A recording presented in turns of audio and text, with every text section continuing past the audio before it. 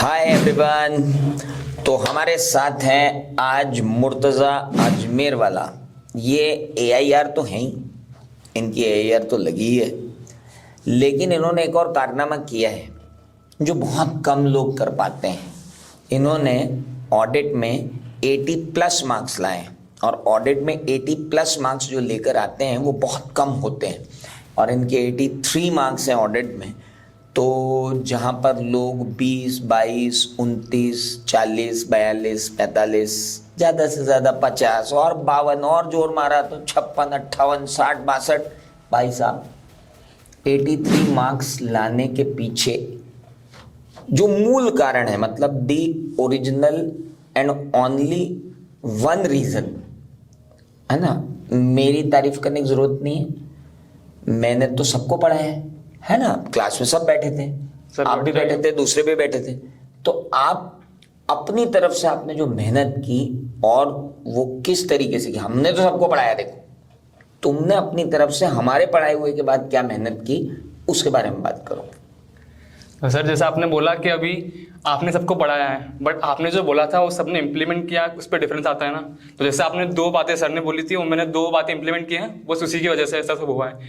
First of all जो sir ने बोली थी सबसे मेन बात कि 5 रंग की 5 किताबें पढ़ने से काम नहीं चलेगा, बट 1 रंग की 1 किताब 5 बार पढ़नी पड़ेगी। वो है ICI का मॉड्यूल, मैंने वो अच्छे से पढ़ रखा था। और दूसरी बात जो है वो सर हमको देते थे, मतलब एक क्वेश्चन कराया तो सर बोलते थे कि मतलब इस क्वेश्चन को हर 15 डेज में तुमको रिवाइज करना है, या फिर 7 डेज में करना है, और या फिर मोस्ट अगर ज़्यादा इंपॉर्टेंट हो तो और जल्दी जल्दी करना है, और फ्रीक्वेंटली तुमको रिवाइज करना है उसको। तो मतलब मैं वो जो भी चीज़ थी वो एग्जैक्टली फॉलो करता था। आज जैसे क्लास हुई है तो मतलब आज सर ने बोला है 15 डेज का, तो मैं मेरे मोबाइल में लिख लेता था कि अभी 15 डेज बाद उस डेट पे मेरे को ये रिवाइज करना है, और बस उस दिन उसको एक बार पढ़ लेता था अच्छे से, थोड़ा समझ लेता था हिंदी में, और बस ऐसे करा है मैंने।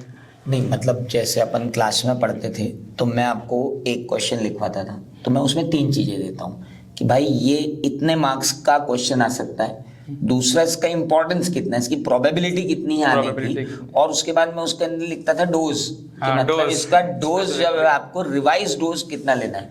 इसके लिए मैंने इस वाली बैच को बोला है गूगल कैलेंडर फॉलो करने के लिए, और उन सारे बच्चों ने गूगल कैलेंडर के अंदर नोट कर लिया है अब, तो वो अलार्म बजता है उनको कि आज अपने को ये क्वेश्चन रिवाइज करना ही करना है।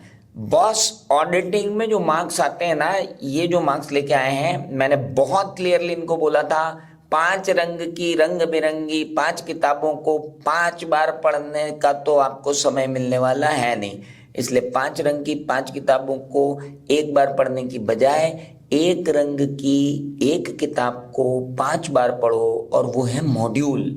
और वो इन्होंने किया, और उसके बाद जो कंसिस्टेंसी हमारी होती है कि हम जो नोट्स लिखते हैं क्लास में, जो कॉपी बनाते हैं क्लास में, उस कॉपी में हम लिखते जाते हैं कि कितने दिन में रिवाइज करना है। तो kindly follow that pattern again. जो अब पढ़ रहे हैं बच्चे, जो ये इंटरव्यू देख रहे हैं, मैं उनको कह रहा हूँ वो डोज जो हम लेते हैं उसे याद रखना। दूसरी बात, रिवीजन लेक्चर्स आपने सारे अटेंड किए? हाँ बिल्कुल 100%। और टेस्ट तो आपके सारे ही थे? हाँ मैंने मॉक टेस्ट भी सारे दिए, और नॉर्मल टेस्ट 3 मॉक टेस्ट हुए थे, और नॉर्मल टेस्ट भी हुए थे, यूनिट टेस्ट।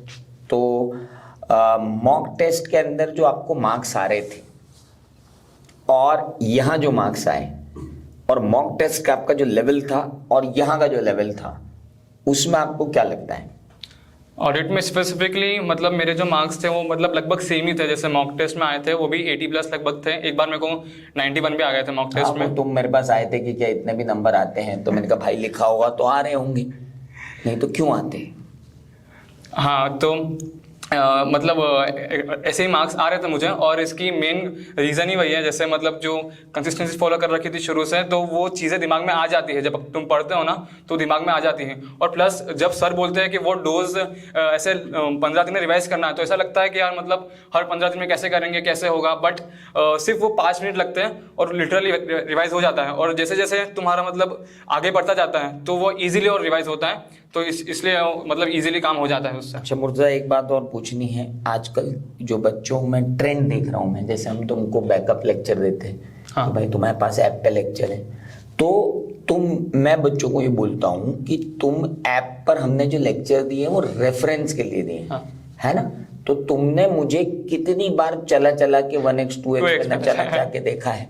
2x पे आपका डायलॉग नहीं, बट आई थिंक जो लाइव क्लास में जो इंटरेक्शन होता है सर से भी और दूसरे लोगों से भी, और जो इन्वायरमेंट होता है ना इधर कोचिंग पे आके पढ़ने का, वो अलग ही है, उसमें मज़ा भी बहुत ज़्यादा आता है, मेरे को ऐसा नहीं लगता है। वो ठीक है, बट वो जो रिवीजन जब हमने दे दी, हमारी क्लास खत्म हो गई, उसके बाद आपने बच्चों ने क्या गलतियां की जो मैं बता रहा हूँ कि उन्होंने जैसे मेरी पूरी क्लास कर ली, तो क्लास में तो जितना पढ़ना था वो पढ़ लिया, उसके बाद दूसरी बार वापस पढ़ने बैठे तो फिर वही वीडियो देख लिए, तीसरी बार रिवीजन करने बैठे तो फिर वही वीडियो देख लिए।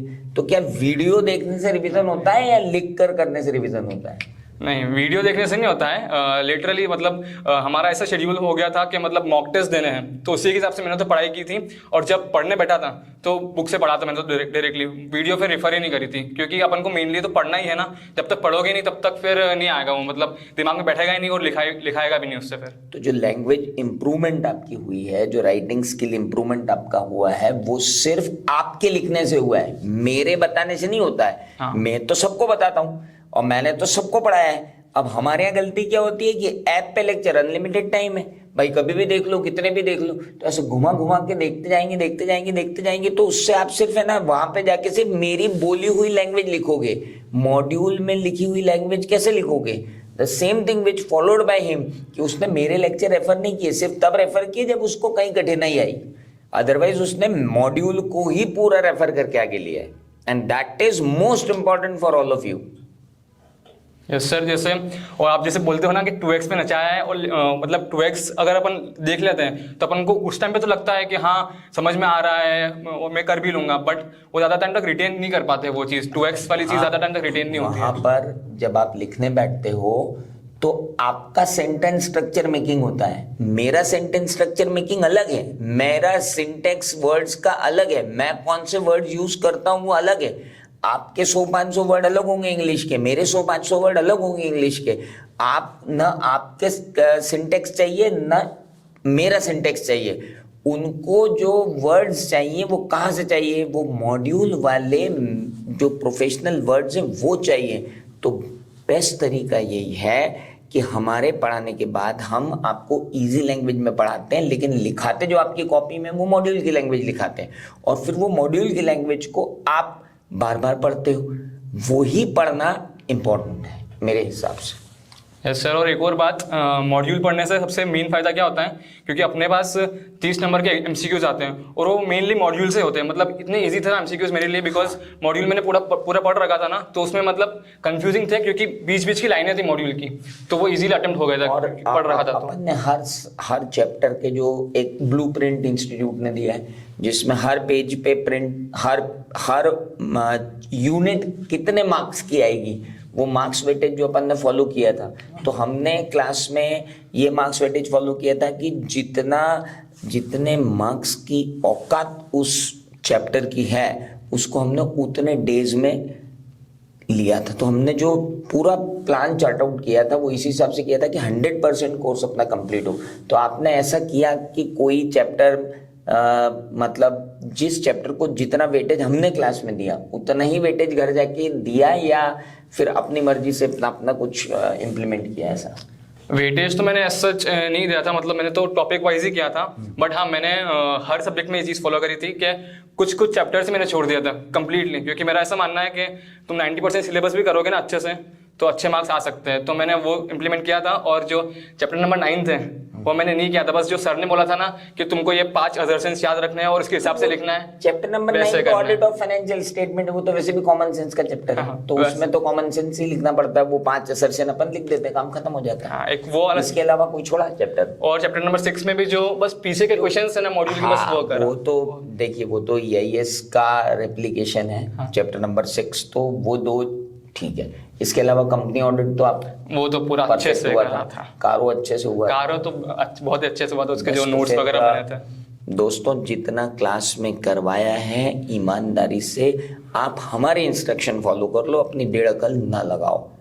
आप अगली बार यहाँ बैठे हुए मिलोगे 83, आप 86 भी हो सकते हो, आप 93 भी हो सकते हो, 100 तो मैं एग्जाम दूंगा तो भी नहीं आएंगे, I can guarantee, because it's auditing. So thank you very much thank you sir. For all laurels which you brought to us, क्योंकि हमको अब बड़ा अच्छा लग रहा है कि यार हमारे विद्यार्थी को 83 आए. आपने जो बोला था वही करा है बस. बस literally. Thank you very much. Thank you sir. Okay.